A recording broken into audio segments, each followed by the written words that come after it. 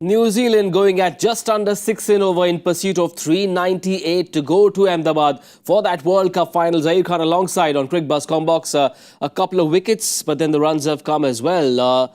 And yet India in the driver's seat? I think on the whole, if you see how Indian bowlers, especially the seamers, how they've gone about doing their business was superb. There was some swing on offer. Build that pressure on batters, tick that box which we often talk about, 10 overs, take 2 wickets. When you're defending 397 and you're restricting the team in that first 10 overs, taking those 2 wickets, just under 50 runs, it's just about perfect start as you would have liked. In the first 5, they had 30 on the board, a couple of boundaries as well to start the innings. And then the back 5 of the first 10 looked like India was settling in slowly.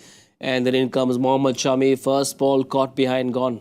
Yeah, I think if you see, the swing was on offer, but there were just more wides on the down the leg side than than they would have liked. Yeah. But on the whole, the approach was to take wickets. Shami took wicket on his first ball of the spell, so which worked just perfectly, building that pressure. After that, you've seen as soon as that wicket fell, Kane Williamson was taking his time, not really touching anything which was outside of Bumrah, getting those outswingers going, and that's when the bowlers started to settle down, I felt, and build that pressure. Yes, a couple of streaky boundaries for Kane Williamson, 1 top edge for 6, 1 inside edge for 4, and he has been living dangerously. He's batting at 23 of 29. Tom Latham hasn't been in great form, and so New Zealand will not just have to keep that momentum going, they will need the big shots with Ravindra Jadeja having just come into bowl. Mohammad Shami, a little more from you on the way he just managed to keep that seam so upright. Amazing. It's just simply to describe how he has been having just the kind of tournament which he's having, right? Just rolling the arm over and getting wickets and doing the job for the team. Phenomenal wicket-taking form he has shown in this tournament. Accuracy, the seam position like you mentioned, and continuing with that. Bumrah. How does he manage to get that ball to go away, bowling so wide in the crease? We've been talking about that, isn't it? Post-injury, the back surgery which he's had, he's come back. And you've seen that outswinger has been very consistent. In fact, he's bowling more of those outswingers than what he used to do pre-injury. So that's a distinctive change which you are seeing with his approach in bowling. Working for him, troubling the batters even more. So that's a great sign, setting that tone on the whole. If you look at Bumrah, you look at Shami's wicket-taking form, you look at Siraj, the kind of spell which he's bowled this evening, everything is just coming together. The pace battery is working together as a unit, doing the processes, the routine so well. You look at those pitch maps also and you will know everyone is having that intent of taking wickets. And if the wickets are not coming, they're not getting they're not going off track. They're still maintaining the processes, the pitch map which is building. It's all going their way. Surprised that Shami bowled only 3. Jadeja's bowled 2, 5 each for Bumrah and for Siraj. I think that's something which Rohit is just taking the proactive call right now. He's just going with the feel of the game. You've seen he's been bringing Shami as early as possible. So he's giving Siraj that break, maybe 3 overs, 4 overs.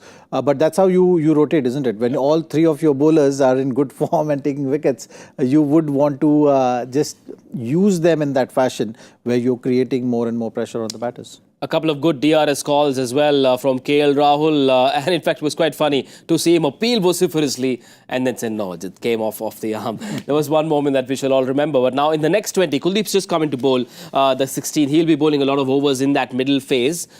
New Zealand's approach with the bat, they've got to attack someone. No, they'll have to have a go at some stage. And I think Daryl Mitchell is going to be that guy. Kane Williamson has taken his time. But in this partnership, if you see, Daryl Mitchell will be someone who is going to take more chances against the spin bowling, especially Jadeja and Kuldeep when they're bowling together. They still have 300 plus runs left in this game to win. So you can't just bat at 6 through and through. You will fall short by a big margin. So at some stage, they'll have to get a move on. Latham, Phillips, Chapman, Mitchell, Sandner and Tim Southee can bat a bit as well. So they do have a fair number of batters, but then it's a massive, seemingly insurmountable target to achieve. 309 left to score. Can New Zealand make a match out of this? Sack, do you want to hazard a guess on how many they will have at the end of 35? Look, it's going to be interesting partnership, So how long this partnership lasts is something which we have to wait and see. But for New Zealand, and from New Zealand's point of view, if you're a New Zealand supporter, you would want to have this long partnership right now to set that platform. There's still enough number of overs to put bowling under pressure in the middle phase. But for that, two batters will have to bat really big. Like Glenn Maxwell did in the only game that a team has won chasing at the Wankhede in this World Cup. That apart, every time the team that's batted first has won. India has done the job with the bat. They've picked up a couple of wickets with the ball. They need to keep it going. They will keep going for the wickets. For how long can New Zealand last in front of this massive crowd? India will keep coming hard at them. We'll come back as well with Cricbuzz Comm Box at the end of 35. Do join us then. Bye for now.